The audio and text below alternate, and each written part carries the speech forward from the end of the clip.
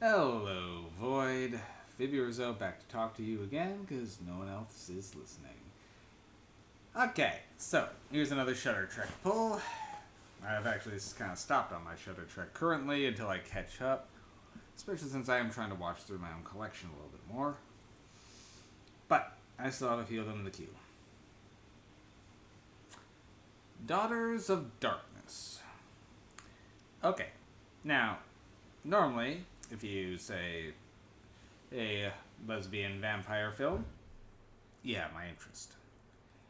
But all too often, the execution doesn't work for me. Back when I was doing my 24-hour movie binge, I watched Vampires, which was fitting that bill, but had the worst kissing I've ever seen in a film. Daughters of Darkness, it's a better made film than Vampires, but there's still a little too much head scratching here for it to really work for me.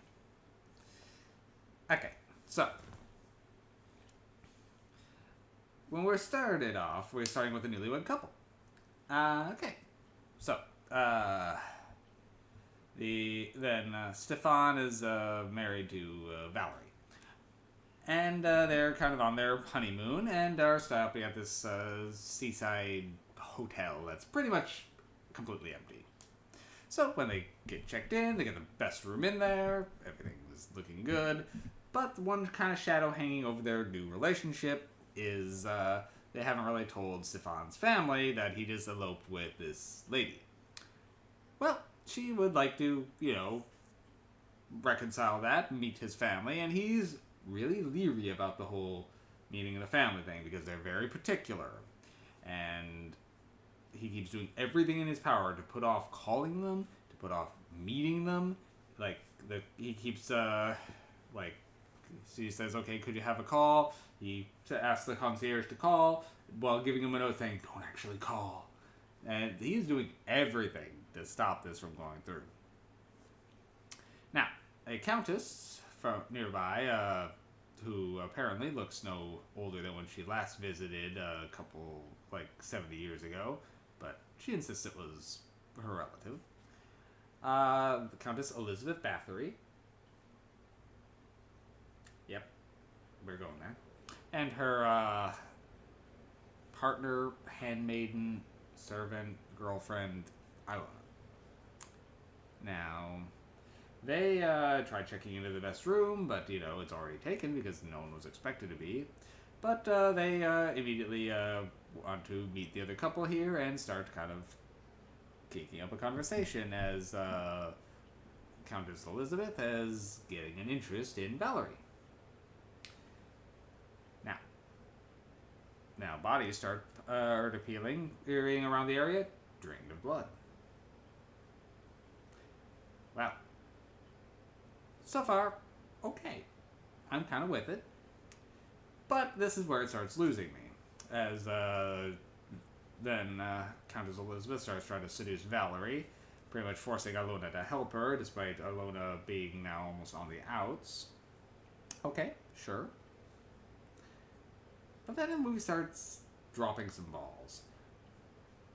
Stefan calls his father, and you see this weird conversation there.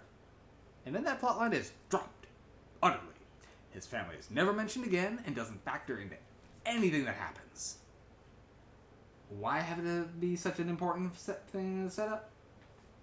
I don't know.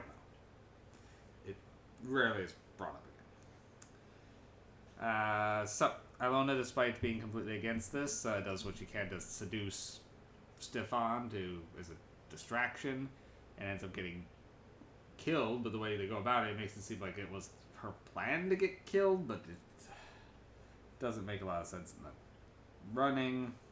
And the ending, guys, kind of jumps the shark, is I'm not sure if Countess Bathory is now Valerie or Valerie is becoming a vampire. It really just kind of just goes off the rails. And for trying to bill itself as a erotic horror thing, it really is pretty tame. I mean, it's like a lot of the reviews of this one were kind of pretty up there, but it's just not. It doesn't come together enough for me. There's too many things that just drop or don't go anywhere. And when it starts, pretty much this is a movie, it's a lot of fade to black. Right when anything is about to happen, it fades to black. I mean, this movie is an R-rated flick. Yet, when it goes about to do violence, fades to black. When it's having some sort of sexual scene, fades to black. It's been a long time since I've seen it. It might have faded to red once or twice. But it cuts off right before it shows you anything. Just because you got some ladies kissing and seducing each other is kind of why I think why the R rating comes from. Because nothing else is doing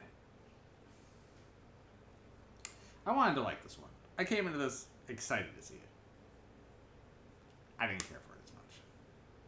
It's not terrible, and I wasn't bored. But I kept waiting for something to happen. And then when it was about to, it just took it away from me. So, 4 MacGuffins for Daughters of Darkness. There was a French title for the original one, but my French is really bad, so I'm not even going to... Okay, I'll try. It's like Les Vrais Rouge Rogues. Yeah. I can't do French. I can bumble my way through a lot, but French is hard. Okay. That's really all I got to say on this one. The music was actually, from what I remember, pretty good. I will say that. And the atmosphere was good. Just no payoffs. And that's my problem here. And dropped plot lines that make the movie just seem more nonsense. Because I could have let that father thing go if they didn't play it up as much, or the weird family thing, because it just kept making it seem like that was going to be important to something. It was important to nothing. Alright, boy. See you soon.